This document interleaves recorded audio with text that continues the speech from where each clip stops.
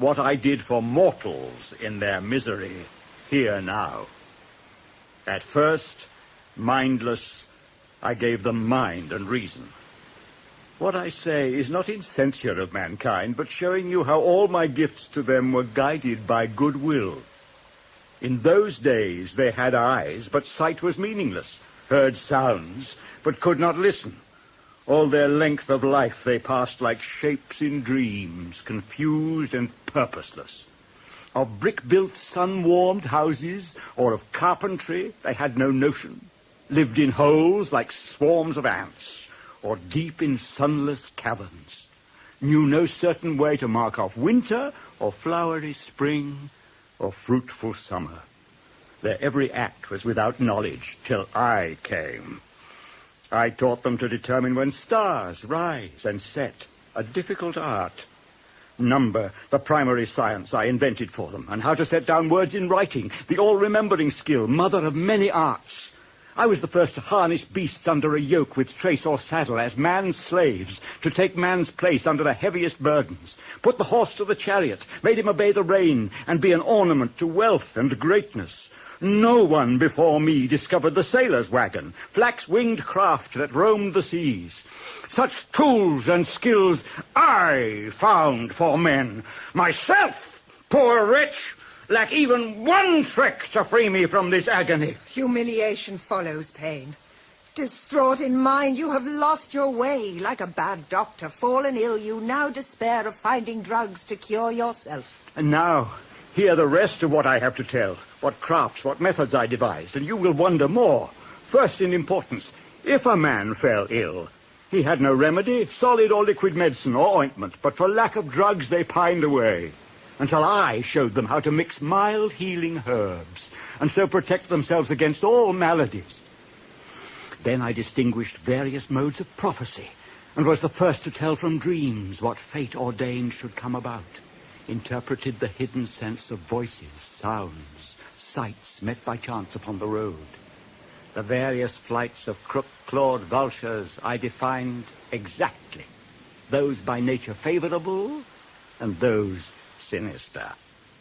How each species keeps its mode of life, what feuds, friendships, associations, kind with kind preserves, how to interpret signs in sacrifice, smoothness of heart and lights, what colors please the gods in each, the mottled shapeliness of liver lobes, the thigh bones wrapped in fat, and the long chine I burnt, leading men on the highway of an occult art, and signs from flames, obscure before, I now made plain.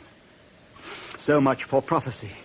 Next, the treasures of the earth, the bronze, iron, silver, gold hidden deep down. Who else but I can claim to have found them first? No one! Unless he talks like a fool. So here's the whole truth in one word. All human skill and science was Prometheus' gift. There is little information known about the journey of the other animal called the Neanderthaler, because I believe the information is being withheld. It's not that it doesn't exist, it's just that it's being withheld and released only to certain groups of people, and the information released in a coded form to the agents of the Neanderthaler. By the way, the word Neanderthaler is subdivided into two parts. Neand is the word Dean. Dean, Dino, Dina, as in Pasadena, are all names that come into play here and suggest that the Neanderthaler didn't disappear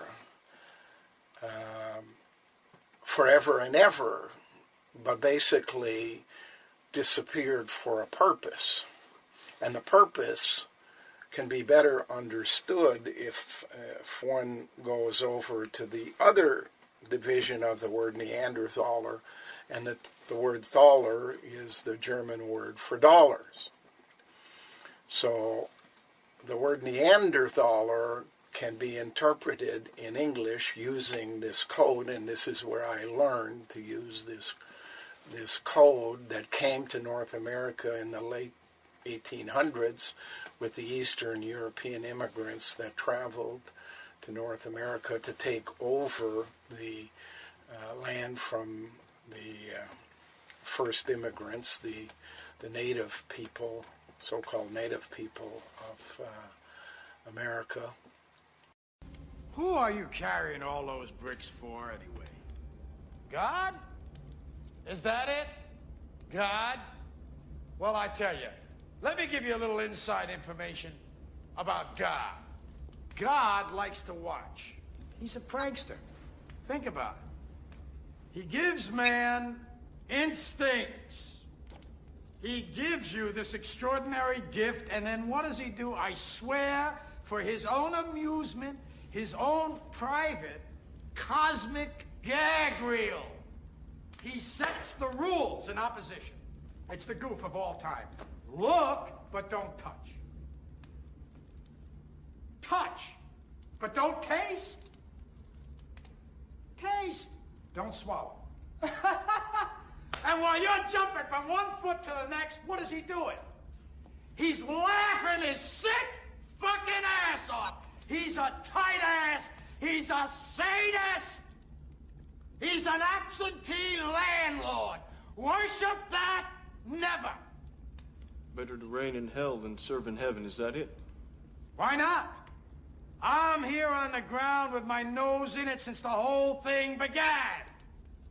I've nurtured every sensation man has been inspired to have. I cared about what he wanted, and I never judged him. Why? Because I never rejected him. In spite of all his imperfections, I'm a fan of man.